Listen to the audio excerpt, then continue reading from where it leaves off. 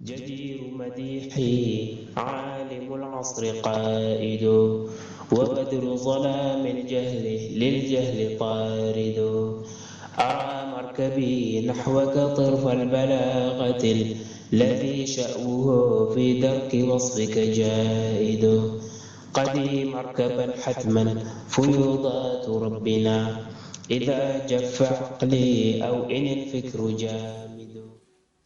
Maintenant, revenons sur les autres choses dont Allah subhanahu wa ta'ala dit qu'il aime ceux qui le font et ceux qui ont cette vertu ou cette qualité.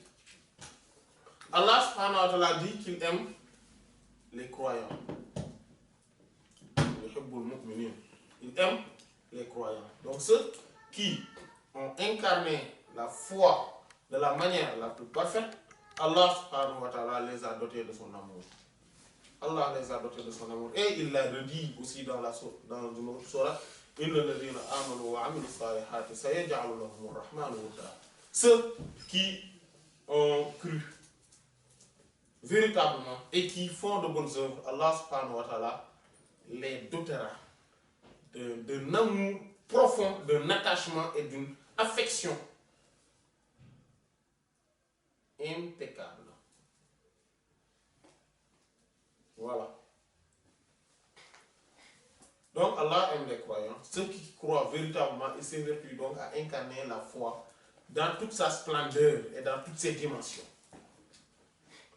Allah subhanahu wa ta'ala dit aussi qu'il aime ceux qui placent en lui leur confiance. Al-mutawakkilin, yuhibbul mutawakkilin. Inna Allah yuhibbul mutawakkilin. Allah aime ceux qui placent en lui la confiance. Voilà. Donc vous voyez, comme nous l'avions dit dans la séance de Maharib, la dernière séance de Maharib, c'est ces qualités qui font qu'Allah subhanahu wa ta'ala les fait rentrer au paradis. Comme le hadith l'a dit, c'est le hadith qui est dans le Sahih. Le prophète sallallahu alayhi wa sallam donc dit qu'il y a 70 000 personnes. Donc qui eux vont entrer au paradis sans être réglés, donc sans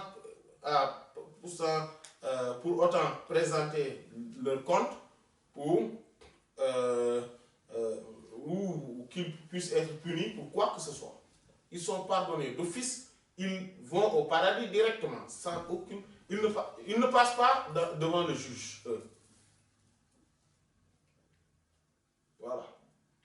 Eux, ils viennent directement et ils vont aller au paradis. Et ces gens-là, quand les compagnons ont demandé quelles étaient leurs caractéristiques, il dit que c'est alladhina la yarquna wa la yastarquna wa ala rabbihim yatawakkaluna.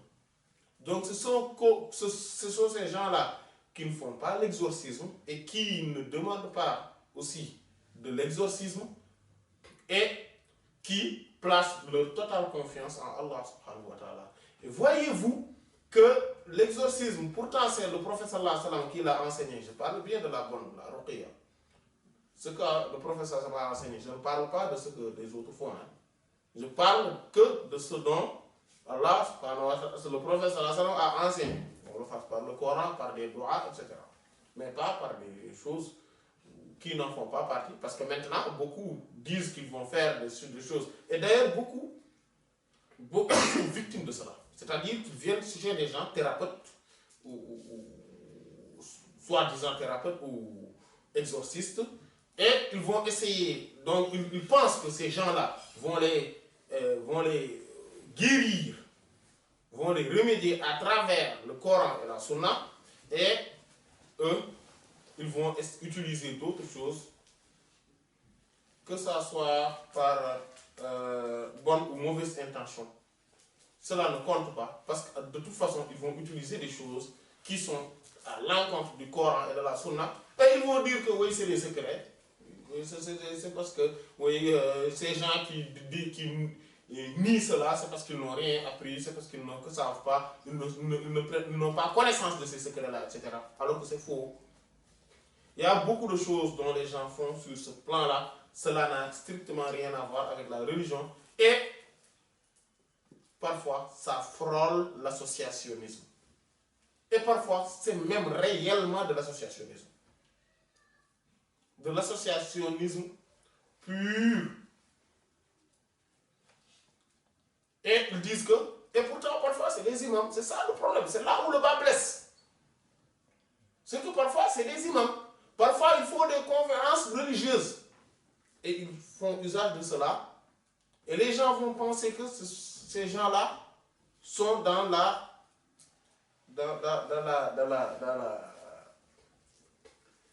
vérité, parce que eux, oui, c'est des imams, ils font, mais ils sont, voilà, ils apprennent le Coran, etc., etc., ils écrivent en arabe, etc. Alors que tout ça, c'est bien, mais l'exorcisme, la façon dont ils le font, elle est mauvaise. Voilà. Et quand on voit le prophète sallallahu alayhi wa sallam parle donc de ces gens-là, et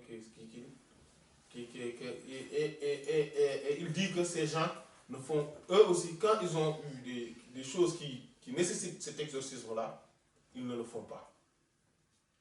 Ils ne le font pas et ils ne demandent pas qu'on le fasse aussi pour eux. Pas parce qu'ils méprisent. C'est là où c'est important, parce que qu'est-ce que signifie cette parole-là? C'est l'autre parole où le professeur a précisé, c'est parce que eux, ils placent leur confiance totale en Allah. C'est-à-dire que ils ne le font pas, mais ils vont faire usage de ce que le professeur a enseigné, de ce qui est authentique comme étant le Coran, la Sunna, etc. De tout ce qui est bien. Pourquoi ils font usage de cela? Parce que ça aussi fait partie du fait de placer sa confiance en Allah. Parce que si moi, je récite des ayatul kursi pour m'exorciser, c'est parce que je place ma confiance en Allah. On est d'accord? Sinon, si je n'avais pas confiance en Allah, je ne vais pas réciter des ayatul kursi. On est d'accord? Voilà. C'est donc ceux qui ont cette façon de voir les choses et qui font les choses parce que c'est la sunna, eux, ils ne sont pas privés de pouvoir faire partie de ces 70 000. Voilà. Mais ceux qui le font, comme le commun, c'est ce dont-là le professeur a parlé, parce que eux, ils ont plus confiance souvent à la personne même qui fait l'exorcisme que le verset même qui le cite. Voilà. Donc Allah subhanahu wa ta'ala aime ceux qui placent totalement leur confiance en lui. Mais sur toute chose. Pas que sur ce plan-là, mais sur toute chose. Sur toute chose.